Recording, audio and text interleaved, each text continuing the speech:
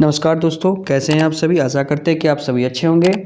तो जैसा कि मैंने आपको कहा था कि 2 जनवरी से आपको सीटेट जो 31 जनवरी का एग्ज़ाम है उससे रिलेटेड क्रैश कोर्स टाइप का वीडियो मिलते रहेगा। तो उसमें ये पहला वीडियो है। तो चलिए इसकी शुरुआत करते हैं। ये जो हमारा बहुत मेन टॉपिक है अधिगम अक्षमता, ठीक है, मतलब टाइप्स ऑफ लर्निंग डिसेबिलिटीज़। इससे हर साल आपको प्रश्न आपके एग्ज़ाम में देखने को मिलेंगे, ठीक है। 1 मार्क्स तो कंफर्म मानिए कि आपको इस टॉपिक से आना ही है। चलिए इसको देखते हैं कि इसमें क्या क्या होते हैं। तो चलिए इसको थोड़ा सा बड़ा कर लेते हैं, ठीक है। जैसा कि आपको दिख रहा है, जो पहला जो अधिगम अक्षमता है वो है डिसलेक्सिया, ठीक है।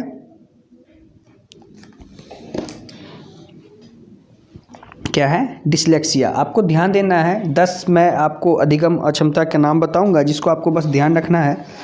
देखिए, डिसलेक्सिया का एक क्या है, बहुत व्यापक शब्द है, मतलब ये बहुत ही बड़ा शब्द है, ठीक है, जिसका बहुत मीनिंग है, जिसका संबंध किससे है? पठन विकार से है, मतलब पढ़ना से, ठीक है। ये आपको ध्यान रखना है, इसका किससे संबंध है? पढ़ना से। तो चलिए आगे देखते हैं इसमें क्या क्या होता है।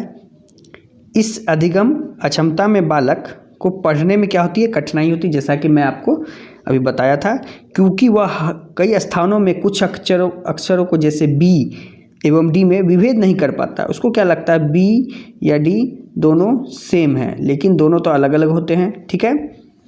चलिए यहाँ तक क्लियर है। आगे बढ़ते हैं, देखते हैं और क्या है इसमें। इसमें क्या होता है, डिसलेक्सिया से जो बच्चे पीड़ित होंगे वो सौ और वाज न्यूक्लियर अनक्लियर में अंतर ही नहीं समझ पाते। ये उनके साथ ये बहुत बड़ा प्रॉब्लम है, ठीक है। तो ध्यान दीजिएगा, उनको सौ SAW और WAS दोनों एक ही लगता है, ठीक है, लेकिन दोनों एक नहीं है, दोनों अलग अलग चीज़ें, ठीक है। उसी तरह न्यूक्लियर अनक्लियर दोनों अलग अलग चीज़ है, लेकिन वो इस दोनों में अंतर नहीं कर पाते। तो डिसलेक्सिया, अगर जब भी आपको इस तरह के प्रश्न दिखे कि कोई बच्चा 2 शब्द है जिसमें अंतर नहीं कर पा रहा है और दोनों को एक समझ रहा है, तो क्या है वो डिसलेक्सिया से वो बच्चा पीड़ित है, ठीक है। चलिए तो था पहला। अब चलते हैं दूसरा क्या कहता है। हाँ, दूसरा है अप्रेक्सिया। ये आपको लगातार आपको वीडियो मिलेगा, बड़ा ही काम का मिलेगा, छोटा छोटा ही वीडियो होगा। अप्रेक्सिया, ठीक है। यह एक ऐसा शारीरिक विकार है जिसके कारण व्यक्ति मांसपेशियों के संचालन से संबंध सूक्ष्म गतिक कौशल जैसे लिखने, चलने, टहलने, बोलने में निपुण नहीं हो पाता, ठीक है। तो आप ये बहुत ही इम्पोर्टेंट है, ये ध्यान रखिएगा, क्योंकि ये ज़्यादा बहुत कंफ्यूज करता है। यहाँ मैं आपको जो कह रहा हूँ, इसमें क्या होता है, व्यक्ति का मांसपेशी, जो हमारा मांसपेशी होता है जिसके मदद से, जैसे अभी मैं लिख रहा हूँ, ये भी मैं मांसपेशी की मदद से ही लिख पा रहा हूँ सही ढंग से।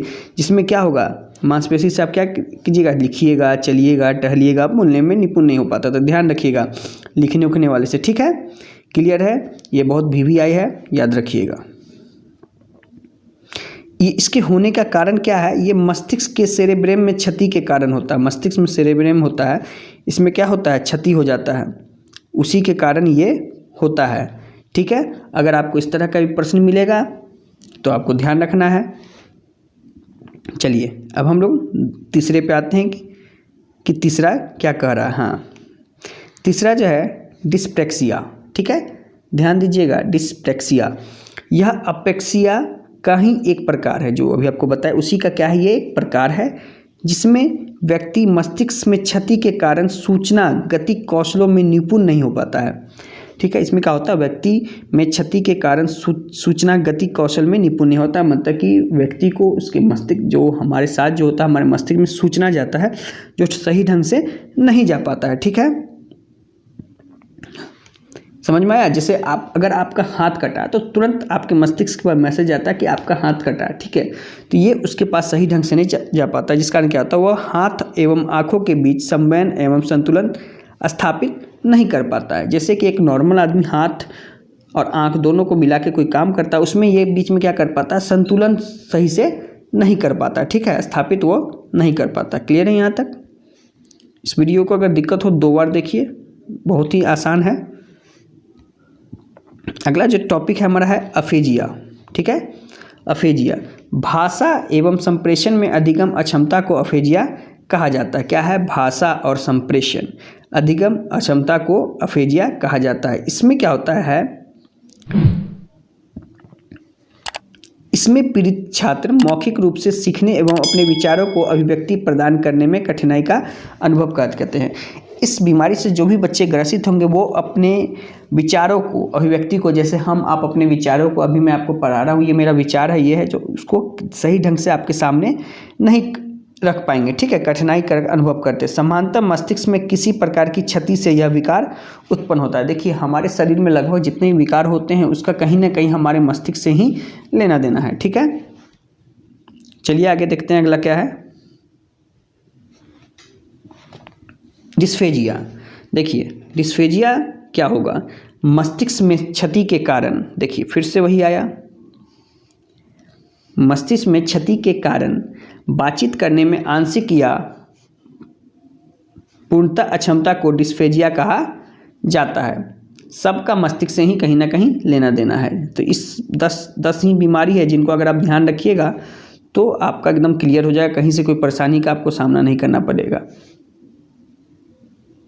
अब है आपका अगला टॉपिक है अलेक्सिया। ठीक है, मस्तिष्क में किसी प्रकार, इसमें वही कह रहा है, मस्तिष्क में किसी प्रकार की क्षति के कारण पढ़ने में अक्षमता को अलेक्सिया कहते हैं। मस्तिष्क में कोई क्षति होगा जिसमें क्या करना है, पढ़ना, तो क्या हो जाएगा, एलेक्सिया।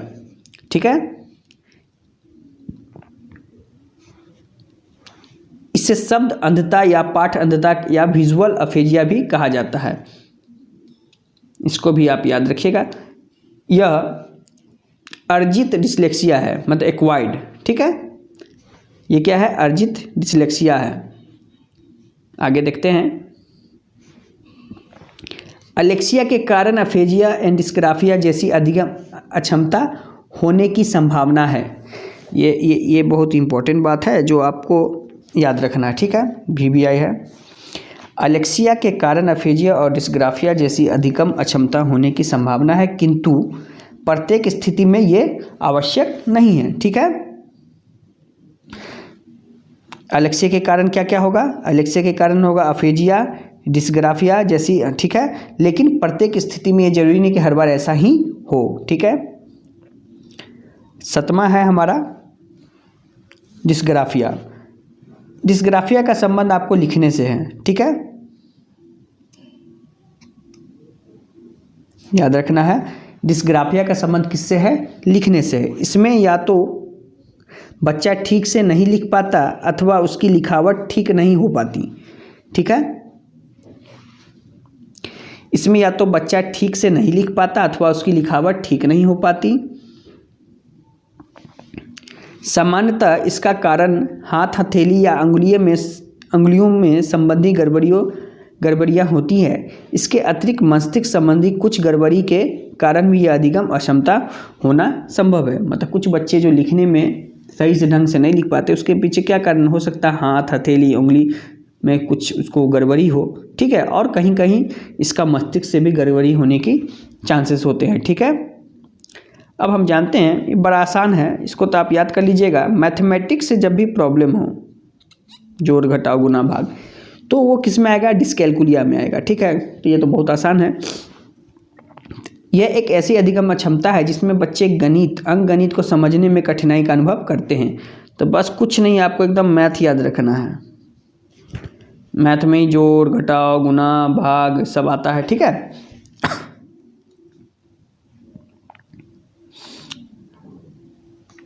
देखिए, इसे न्यूमेलेक्सिया भी कहा जाता है।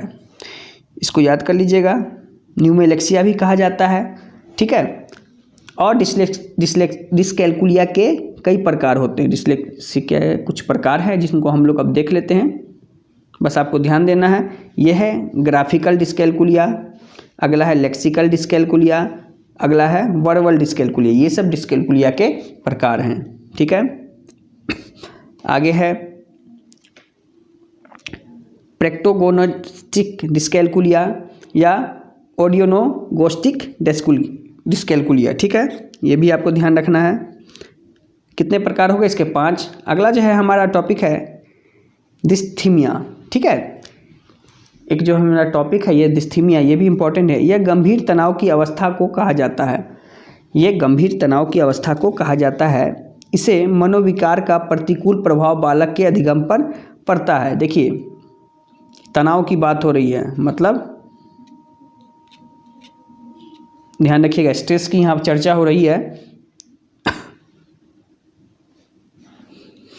डिस्थीमिया की अवस्था में व्यक्ति की मन स्थिति हमेशा निम्न रहती है, मतलब उसका हरदम मूड स्विंग होते रहेगा, एक समान नहीं रहेगा, एक समान मूड उसका नहीं रहेगा, हरदम क्या रहेगा? बदलते रहेगा, ठीक है। चलिए आगे देखते हैं। अगला है डिस्मोर्फिया। क्या है?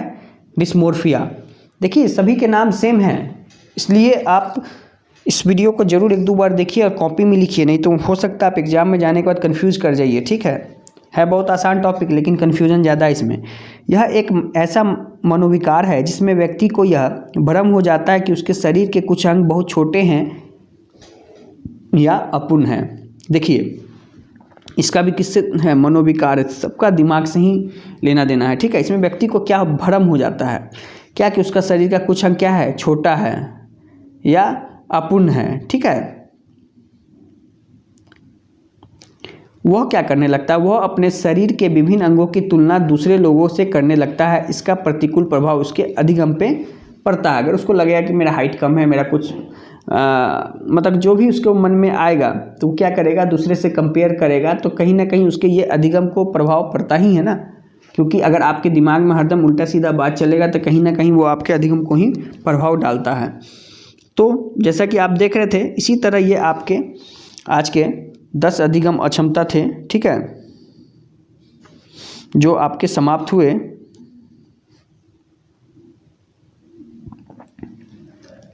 और मैं आशा करता हूं कि ये वीडियो आपको ज़रूर अच्छा लगा हो। अगर अच्छा लगा हो तो इस वीडियो को लाइक एंड शेयर ज़रूर कीजिए, ठीक है। नए हैं तो चैनल को सब्सक्राइब कीजिए, इसी तरह का लगातार आपको इस चैनल पे वीडियो मिलते रहेगा, ठीक है।